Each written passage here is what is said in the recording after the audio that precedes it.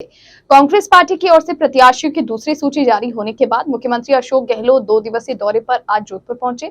इस दौरान मीडिया से रूबरू होते हुए सीएम गहलोत ने कहा कि कांग्रेस सरकार ने प्रदेश में शानदार योजनाएं दी हैं। हम प्रदेश की जनता को काम की गारंटी दे रहे हैं। हमारी योजनाओं की चर्चा पूरे देश में है। इसके साथ ही उन्होंने कहा कि भाजपा के आरोपों में कोई दम नहीं है। भाजपा देश भर में कांग्रेस की सरकारों को गिराने का काम करती है। मेरे कारण कई बड़े भाजपा नेताओं को नुकसान हुआ है। मेरी प्रशंसा करने पर कई भाजपा विधायकों को सजा मिली है, लेकिन लोकतंत्र में ये सब नहीं होना चाहिए। भाजपा को बुजुर्ग नेताओं का सम्मान करना चाहिए था।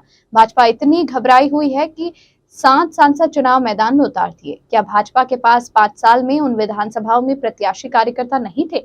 उन्होंने कहा कि राजस्थान में कांग्रेस सरकार ने जोरदार योजनाएं शुरू की है। प्रदेश के विकास कार्यों की चर्चा पूरे देश में है। आज राजस्थान की बात पूरे देश में होती है। कांग्रेस इस बार सरकार रिपीट करने जा रही है। आज राजस्थान कई क्षेत्र में नंबर 1 पर है। सरकार ने जनता से जुड़ी योजनाओं को लागू करने में कसर नहीं छोड़ी। इसी के चलते पहली बार सरकार के खिलाफ कोई लहर नहीं है। कांग्रेस सरकार की योजनाएं घर घर पहुंची है। सीएम गहलोत ने कहा कि पूरे प्रदेश में विकास का माहौल है। गांव में कांग्रेस की आंधी चल रही है। उन्होंने कहा कि सब नेताओं की राय से टिकट वितरण हो रहा है। अधिकतर लोगों को संतुष्ट करने की कोशिश करेंगे। इसके साथ ही उन्होंने एक बार फिर कहा कि मैंने कभी जिंदगी में कोई जमीन नहीं खरीदी, मैंने कभी कोई मकान नहीं खरीदा, मेरे पास कोई संपत्ति नहीं है। पीएम मोदी ने कहा था कि मैं अशोक गहलोत से ज्यादा ईमानदार हूं, लेकिन मैं कह रहा हूं कि पीएम मोदी से बड़ा फकीर हूं। भाजपा जानबूझकर भ्रम फैलाने का काम कर रही है। मुख्यमंत्री गहलोत एयरपोर्ट से सीधे रातनाड़ा गणेश मंदिर पहुंचे। यहां पूजा अर्चना के बाद जनसंपर्क अभियान भी शुरू कर दिया। वे हर चुनाव के समय अपने जनसंपर्क अभियान की शुरुआत रातनाड़ा गणेश मंदिर की पूजा अर्चना के बाद ही करते आए हैं। वे आज शहर विधायक मनीषा पवार के घर भी पहुंचे, जहां उनका तिलक लगाकर अभिनंदन किया गया। विधायक मनीषा पवार भी उनके साथ मौजूद रहे। यूपी में जो घमासान मचा है, तोड़ फोड़, आगजनी, अर्थी निकालना,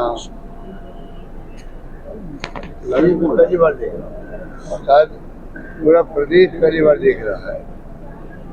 आप सोच सकते हो कि ये जो प्रयास किया जा रहा है गुजरात मॉडल का, गुजरात फेल हो गया। गुजरात में आप पूरा मंत्रिमंडल बदल देते हो, पहले कार में कहते हो पूर्व मुख्यमंत्रियों को आप खुद ही टिकट नहीं मांगेगा। ये मैनेजमेंट करते हैं और टिकट मिलता नहीं उनको। तो ये प्रयोग यहाँ इनका कामयाब नहीं पा रहा है। तो मेरे कारण वसुंधरा जी को तकलीफ होनी चाहिए पार्टी में। पर मैं देख रहा हूँ वसुंधरा जी को तो है ही है, कैलाश मेघवाल को हुई है। जिसने मेरे बारे में अगर अपनी ओपिनियन दी थी, क्या एक मुख्यमंत्री के बारे में किसी एमएलए का हक नहीं है, चाहे किसी पार्टी का हो।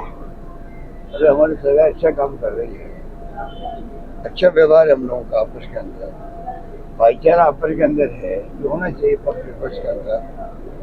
सजा क्यों मिले? अब मिल गई जीजी को जोधपुर के अंदर, क्या कसूर उनका? यही है, 2 बार कमेंट कर दिए मेरे बारे में, मुझे आशीर्वाद दे दिया, अच्छी कमेंट कर दिए। इसके लिए पनिशमेंट मिलना चाहिए, सम्मान तो मिलना चाहिए था उनको। उम्र उनकी हुई है, इसमें कोई जरूरत नहीं। तो इस उम्र के लोग और भी टिकट ले रहे हैं। तो कहने का मतलब जिस प्रकार बीजेपी की अप्रोच है, वो अपना आप में इस बात का प्रतीक है 7 नंबर पार्लियामेंट को इन्होंने उतार दिया मैदान के अंदर। क्या उनका एक कार्यकर्ता का नहीं था 5 साल काम करना? सरकार ने काम किए हैं, वो भी एक इतिहास बन गया। मेरे ख्याल से मेरे खुद के अनुभव से मैं कह सकता हूँ, इस बार गवर्नमेंट ने जो काम किए हैं, जिसकी चर्चा राजस्थान में नहीं, पहली बार राजस्थान चर्चा में आ गया देश भर के अंदर, हर राज्य के अंदर पहली बार। अब पता कर लीजिए, पहली बार राजस्थान में जो स्कीम आई है, कानून पास किए हैं,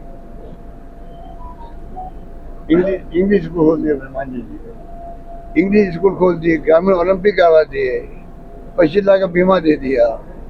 एग्जाम्पल दे रहा हूँ आपको कुछ बार। गिग वर्कर का एक्ट बना दिया हमने, जो हिंदुस्तान में दुनिया में कहीं नहीं है। दुनिया के आर्टिकल आ रहे दुनिया के लोगों के लिए, दुनिया को ऐसा रास्ता में जो गिग वर्कर्स का एक्ट बना है, ऐसा कानून हिंदुस्तान में हर राज्य में बने और दुनिया के मुल्कों में बने। राजस्थान का नाम लेकर के कहीं कोई आर्टिकल आया एक्सप्रेस के अंदर, आप सोच सकते हो कि हम सबके लिए गर्व की बात होनी चाहिए। स्कीम आई है, क्यों से सिक्योरिटी आई है, छात्रों के लिए आई है, युवाओं के लिए आई है, किसानों के लिए अलग बजट पेश किया है।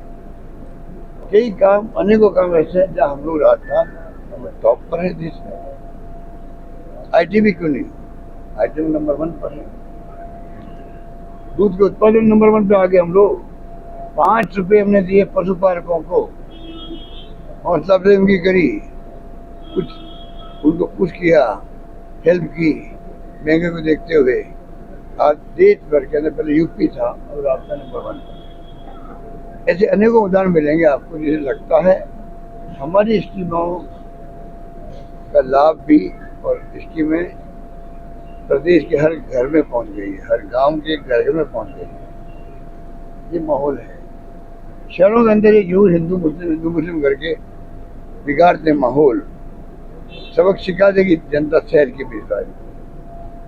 पर आप जाएंगे गांव के अंदर तो लगेगा आपको आंधी चल रही कांग्रेस की, आंधी चल रही है। और शहरों के गलियों में जाओगे, वार्डों में जाओगे तो जो कन्विंस है कि यहाँ पर काम इस बार हुआ सरकार का, इतना आज तक कभी नहीं हुआ। इसका मायने है कि इस बार सरकार हमारी बात जनता है। लगता है इस बार सरकार इस बार बदलेगी और इस बार सरकार कांग्रेस ही बनाएगी, ताकि जनता, मुझे लगता है। और वही माहौल लेके हम चल रहे हैं प्रदेश के अंदर। हमारी टिकटों के दूर स्टार्ट होती है, आप देखिएगा सब कार्यकर्ता कन्विंस है। टिकट एक मिलता है, वो जानता है गलती हमसे भी हो सकती है, कितनी कोशिश कर लो। तभी जो फैसले होते हैं पार्टियों में अंदर, तो में रह जाती है। हम लोग उनको भरपाई करेंगे, हमने तय कर लिया है। इस बार ट्रैकिंग करेंगे हम कार्यकर्ताओं का काम का भी। चुनाव में काम कर रहे हैं कार्यकर्ता, नेता काम कर रहे हैं, परफॉर्मेंस क्या हो रही है उनकी, हमने कह दिया। प्रदेश कांग्रेस कमेटी ने तय कर दिया हमने। इस बार पहले ही तय कर लो कि भाई किन किन कार्यकर्ताओं ने क्या भूमिका अदा करी, चुनाव के अंदर भी और पार्टी के लिए क्या काम। ये आप बताइए, हमारे डरपोक मंत्री को देखिए, अगर इसने गलती नहीं करी है और मेरा आरोप गलत है, कि आरोपी है संजीवनी के अंदर, तो ये जमानत क्यों करवा रहे हैं हाईकोर्ट के अंदर। और अब गए हैं एसओजी चालान पेश नहीं करे, उसमें रोक लगाओ। जब आप मानते हो मुजरिम नहीं हूं, मैंने गलती नहीं करी है, तो केंद्रीय मंत्री इतना डरपोक क्यों है। मैं फिर कहना चाहूंगा, उनके पास इतना इम्पोर्टेंट पोर्टफोलियो है, केंद्रीय मंत्री है, मैं तो राज्य मंत्री बना था, में चार्ज मेरे पास हो, और कैबिनेट मंत्री होता है। इतना बड़ा पद, इतना इम्पोर्टेंट पोर्टफोलियो, क्या लाभ मिला राजस्थान वासियों को। ERCP तक नहीं कर पाए, राष्ट्रीय परियोजना घोषित नहीं कर पाए। आज मैंने कहा हुआ कल जयपुर के अंदर, हमारे पश्चिमी राजस्थान के लोग भी ERCP को लेके इश्यू बना रहे हैं। हम जानते हैं कि पहले कोई जमाने में अकाल होते पड़ते थे, हम बर्बाद होते थे। हमारे लोग गाँव के पीने के पानी, चारे के प्रबंधन, रोजगार, इसी में भुगतते थे। मैं तो 20 साल घुमाऊँ गलियों के अंदर, गाँव के अंदर, मेरे चित्र MP